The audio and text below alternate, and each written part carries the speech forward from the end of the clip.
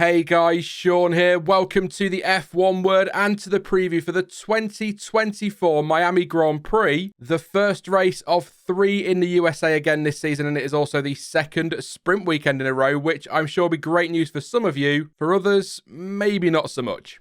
So last time out, F1 was in China, where Max Verstappen made it 4 Grand Prix wins out of 5 race weekends in 2024. But now it is on to Miami for round 6 of the season already. I say that, but I feel like we've had a lot more than 6 races. Maybe that's just me.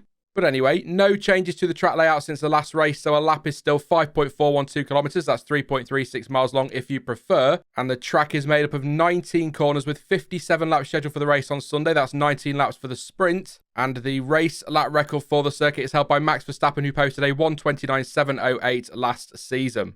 This weekend, we've got 3 DRS zones in action, with the first running from just after turn 9 all the way to turn 11. The second is between turns 16 and 17, about halfway down that straight, and the final zone runs down the start-finish straight. All 3 zones, by the way, have their own detection points. And last season, Max Verstappen, who started from 9th on the grid, came through to win the race, finishing ahead of teammate Sergio Perez, who had started from pole, and Fernando Alonso took the final step on the podium. And here's a stat for you. If Verstappen takes proper pole on Saturday for Sunday's race, he will become only the 4th driver to take pole each of the first 6 races of a season. The Dutchman has, therefore, obviously taken 5 out of 5 so far this year. And what I love about that stat, and I mean really love, is that 6 was the number of dry tyre compounds available in the Pirelli range in 2023, but thanks to the fact the C0 was dropped ahead of this season, we are now back to 5 dry tyre compounds in the range. That is right, it is a long-winded way of me reminding you that's all changed, and a long-winded way to segue into tyre talk time. The compounds available for this weekend are, as was the case in China, right down the middle of the Pirelli range, so they are the hard C2, the medium C3, and the soft C4. Now, Pirelli says the track offers fairly low grip due to the fact it was resurfaced ahead of last year's race, and as tends to be the case at street circuits, track evolution is expected to be fairly high, which is actually fine by me because high track evolution tends to give us good qualifying sessions, and with 2 qualifying sessions this weekend, there could be a lot of action. And if it's anything like China, throw some rain in as well, it could be quite exciting. There is also the possibility that graining could affect the medium and soft tyres throughout the weekend. The weather will have a big impact on tyre degradation and strategy, of course, and as people have told me in the comments to previous Miami previews, the weather can change quickly, and so never rule out a quick shower, which could spice things up on Sunday. Equally though, very high temperatures might force teams into a multi-stop race due to things like thermal degradation. That said, if it does stay dry and isn't too hot, it is expected teams will target a one-stopper on Sunday, and that was the case last year with Max Verstappen starting on the hards before switching to the mediums on lap 45. In fact, every single team made the one-stopper work, with most using a combination of the medium and hard tyres, although McLaren started their drivers on the softs before switching to the hards after just 4 laps for Norris and 5 for Piastri. Logan Sargeant actually ran all but 2 laps of his race on the hard tyres last year as well. So on the face of it, it is a shame they couldn't go a step softer this year, given how durable the hard and medium tyres clearly were last season, but the problem is the soft last year was only good for a handful of laps maximum last year, and so going softer would be a nightmare for teams, the medium becoming the C4 and the soft the C5, neither of which would be good for more than a few laps. And on that note, it is worth a reminder, Pirelli did explain last year that the middle of the range choice for Miami is mainly due to the high track temperatures. Final points to make on strategy: last year's total pit lane loss time was largely between 22 and 23 seconds, and the safety car has made just 1 appearance in Miami, although we've only had 2 races there, so that's not a great surprise. And that deployment was back in 2022, following Lando Norris coming together with Pierre. And your schedule for this weekend is obviously different to the normal, as it's a sprint event. And super quickly, I've got to say, I feel like the new sprint format for sprint weekends worked fairly well in China, in the sense that it felt like everything flowed a little bit better, and the changes to Parc Fermé were a welcome improvement as well, in my opinion at least. But anyway, back to the schedule. The one and only practice session gets the weekend started on Friday at 5:30 p.m. BST, and sprint qualifying takes place a few hours later at 9:30 p.m. The sprint race starts at 5 p.m. on Saturday, with qualifying underway from 9 p.m. And it is lights out for the race on Sunday at 9 p.m. And once again, that is in UK time.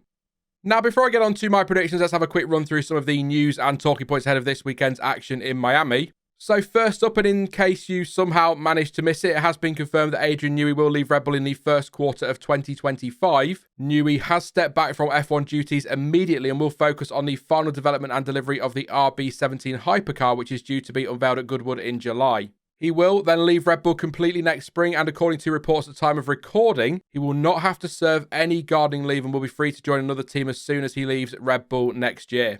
As for where he will end up, there has been nothing official again at time of recording, but he has been heavily linked with Ferrari and Aston Martin, as well as not quite so heavily with Mercedes and McLaren. Rumours suggesting he's already met with Ferrari and has an offer from Aston on the table. So watch this space and we'll see what happens in the coming days and weeks. Back to this weekend, some teams are bringing updates to their cars for the race in Miami. McLaren will bring their first package of the season, which is focused on, among other things, improving tyre degradation as well as adding some performance. Although Andrea Stella has warned us not to expect anything as dramatic as the Austria update last season.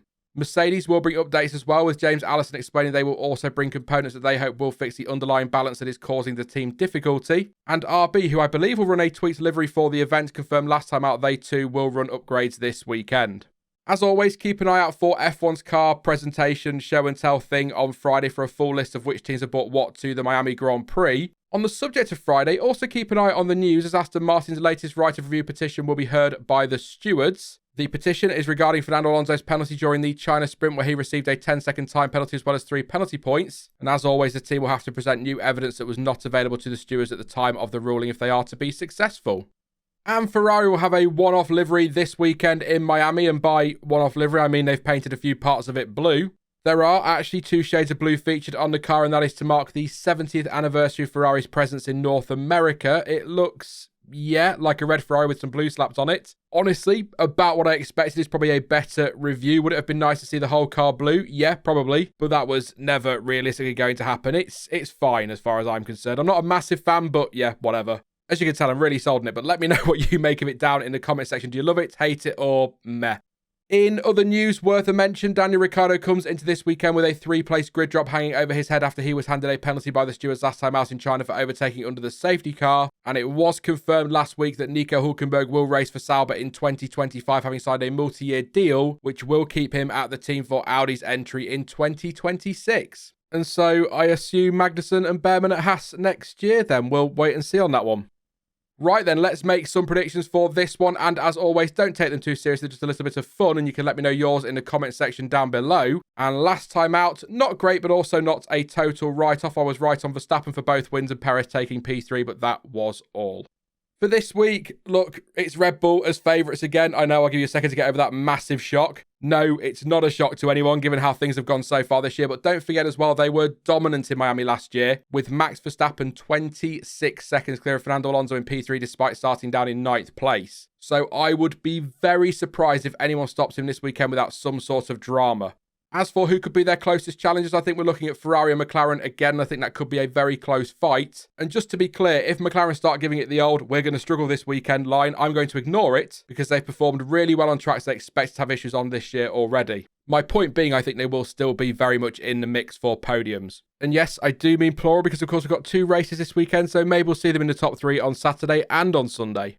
I am surrendering in my battle to win points with a Ferrari pole, and I'm going Red Bull and Verstappen pretty much across the board for this one. So, Verstappen for sprint pole, sprint win, race pole, race win, the World Snooker Championship, Liverpool versus Tottenham. I'll probably still have time to do my shopping as well because that's just where we're at the moment. I'll put Sergio Perez in P2, and then just to make things a little bit more interesting, as I tend to pick a Ferrari, let's go with a Lando Norris podium finish as well. So, basically the podium from China, but in a slightly different order. You're welcome.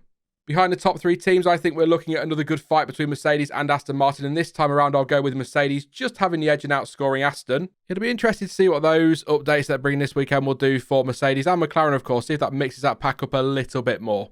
And I'm going to throw some more bold picks in here as well because, I mean, why bother if it's just going to be Red Bull, and more Red Bull? So I'm going to go with Haas making it another points finish, with Sauber-bound Nico Hülkenberg taking a top 10 finish on Sunday. It is his home race, and if you believe the rumours, possibly his last home race, so I'll put some more blind faith in Logan Sargeant and say he will finally outqualify Alex Albon somehow. And let's say that we get a little bit of drama on Sunday and Esteban Ocon manages to nick a point for Alpine, their first of the season.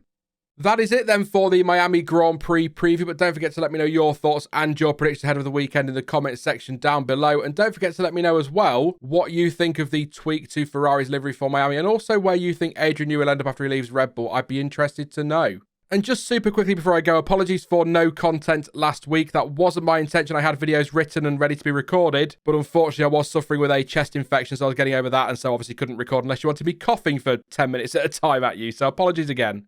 Now, I will be back soon with some more content, and I will be live with Stuart shortly after the race on Sunday for some reaction. It's a late night stream for me, and that means I might be slightly more delirious than usual, so brace yourself for that one. In the meantime, though, if you did enjoy this one, then please do leave a like, as it really does help the channel out, and consider subscribing so you don't miss out on any future videos or streams. But as ever, thank you for watching. I've been Sean, this has been the F1 Word, and until next time, goodbye.